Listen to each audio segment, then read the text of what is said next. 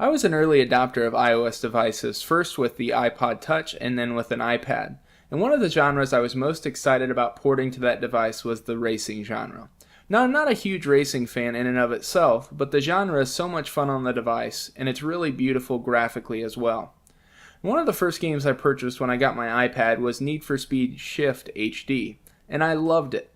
So I was super excited when I heard that EA Mobile was releasing the follow-up.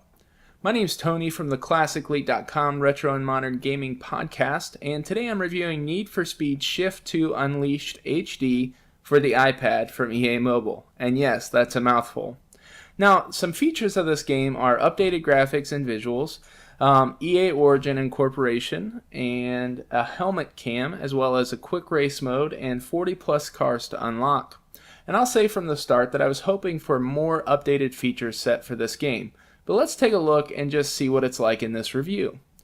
As far as gameplay is concerned, those who have played the other Need for Speed games on the iOS platform will be right at home. There are 4 different camera views, so you can play from the helmet cam, which is really pretty awesome, behind the steering wheel. You can also play outside the car, the actual hood view, or the no car view in front of the car. And so it's really cool the different camera views that they have in this game. And what I love the most about this title, like other Need for Speed games, is it allows you to customize your racing experience from casual to hardcore as far as difficulty is concerned. Now, I personally like the braking assistance, the racing line, and so on, so I prefer the casual experience. But you can undo all those options and control everything by yourself if you're really hardcore into racing.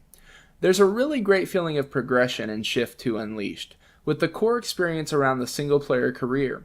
You race in different classes, A, B, C, and D. You win money, unlock new cars to purchase, and pimp out those cars with everything from NOS to shocks. So you're always upgrading and adding points to your profile and progressing. Now, Shift has always been EA's brand that blends the arcade and technical aspects of racing.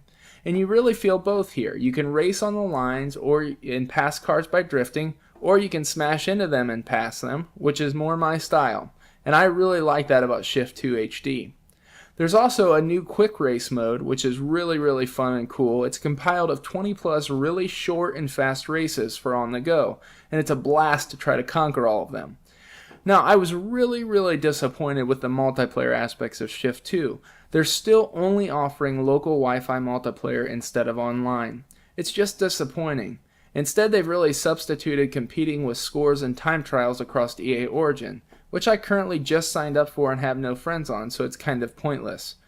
Graphically, this game still looks sharp and as sharp and eye-popping as ever, but not much of an improvement over the first series.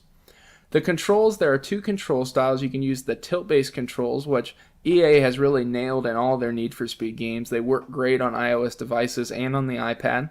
I still prefer a button mode, and I'm kind of glad that EA added a button mode to this game instead of a steering wheel, a virtual steering wheel. The button mode is it has left and right arrows to turn left and right, a brake in the middle, and then a NOS button in the screen. And the brake in the middle is actually great because you can slide it left and right to kind of bend into turns and do some of the shifting, which the game is known for, and it's really cool. And actually the arrows, you don't have to focus on where the buttons are, because wherever your thumbs touch in a certain area on the left and right hand portions of the screen, the buttons appear. And I always like the floating thumbsticks. So the touch controls are a great addition to this game, and I really enjoy those as well.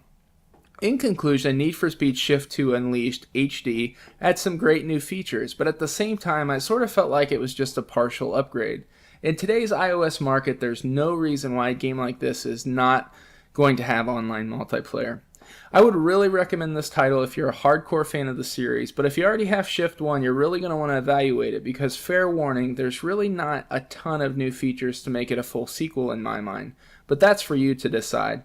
Thanks so much for watching Classic Leap Reviews. Make sure you check out our podcast at ClassicLeap.com for the latest reviews, news, and interviews.